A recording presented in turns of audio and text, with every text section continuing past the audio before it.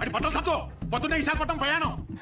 అక్కడ సూర్యనారాయణ గారి కాలేజీలో ఆ కోర్సు పూర్తి చేసి వస్తేనే ఊళ్ళో కానీ షాప్ లో కానీ ఎంట్రీ. లేదంటే ఆడితో పాటు నువ్వు కూడా బయటికి వెళ్ళిపో. బా అరవటం ఆపుతారా ఇంకా? లుంగి ఏది? ఉతికానండి. అన్నీ ఉతికితే ఏం కట్టుకోవాలి? ఆ ఏం నీళ్ళు ఆ మునకేనా?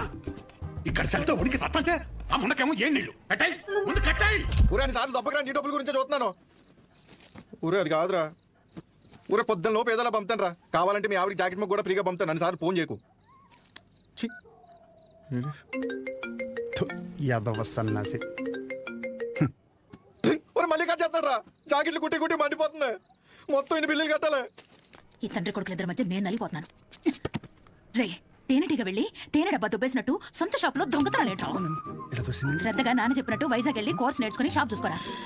ఎన్ని రోజులని ఇలా బట్టలు మాపుకొని నలుగురి కళ్ళు మేదేసుకుని దిష్టి తగిలేలా తిరుగుతావు చెప్పు? ఏం మాట్లాడుతున్నావే? నలుగురు కళ్ళు మన మీద ఉంటే దిష్టి కాదే, అది గిఫ్టే. సొల్లు కబుర్లు ఆపు. ఒరే నాని ఈసారి ఆయన ఊరుకోర్రా. రేపు నువ్వు వైజాగ్ వెళ్ళకపోతే నీతో పాటు నన్ను కూడా బయటికి గంటేస్తారు. బట్టలు కూడా సర్దేశా.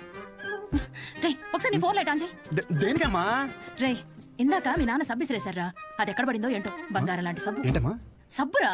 నీ అమ్మ ఇక్కడ జీవితాలు సంకరం అయిపోతుంటే నీకు సబ్బు కావాలా? ఎల్లమ్మా నువ్వు వెళ్ళు. గొప్ప గొప్ప వాళ్ళకి అరణ్యవాసం తప్పలేదు. So mentally and physically strong అవ్వాలంటే ముందు మనం సెటిల్ అవ్వాలి. ఎప్పటికైనా షాప్ చూసుకోవడం తప్పదు.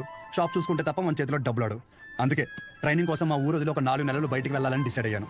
పర్మనెంట్గా ప్రశాంతంగా మన ఊర్లో ఉండాలంటే కొన్ని రోజులు బయటికి వెళ్ళక తప్పదు. ఎంతసేపు? వచ్చేస్తున్నాడండి. ఇదిగో ఒక డబ్బాలో జంతికలు ఇంకో డబ్బాలో సున్నుండలు పెట్టాను. నోమోషేదోకి ఇది మాత్రం కావాలే. 10 జతలు పెట్టాను మాపుకోమాక. ఇప్పటికైనా మారరా అనకుండా మాపుకోకు అంటున్నావు చూడు. నీకు నమస్కారమే.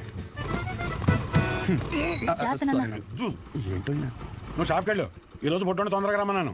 నేను ఇది తీసుకెళ్ళి ఆర్టీసీ బస్సు ఎక్కించి వచ్చేస్తాను. ఆర్టీసీ బస్సా? అచ్చి బాబోయ్ ఏం మాట్లాడుతున్నారు నాన్న? అక్కడ అందరూ ఉంటారు బస్ స్టాండ్ లో. పొరిగిపోద్ది కారేమైనా? ఏం పోతే బస్సు వెళ్ళిపోద్ది.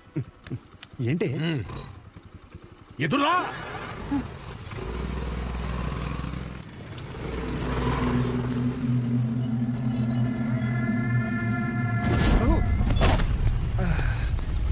అమ్మా నువ్వు ఆ సెంటర్లోనే పడతావు ఇంటర్ వచ్చారి. అరే సుబ్బు బాబాయ్, మా వాడిని మధ్యలో ఎక్కడ దిగ నీకో. ఎక్కడన్నా దిగితే నాకు ఫోన్ కొట్టు. డైరెక్ట్ గా కాలేజీ దగ్గర దింపో. ఎక్కువ డబ్బులు ఇది మాత్రం గుర్తుంటుంది. డబ్బులు జాగ్రత్త. థ్యాంక్స్ నాన్న. ఇంకో 100. దీనికేం తక్కువ ఉండదు. పద ఎక్కువ.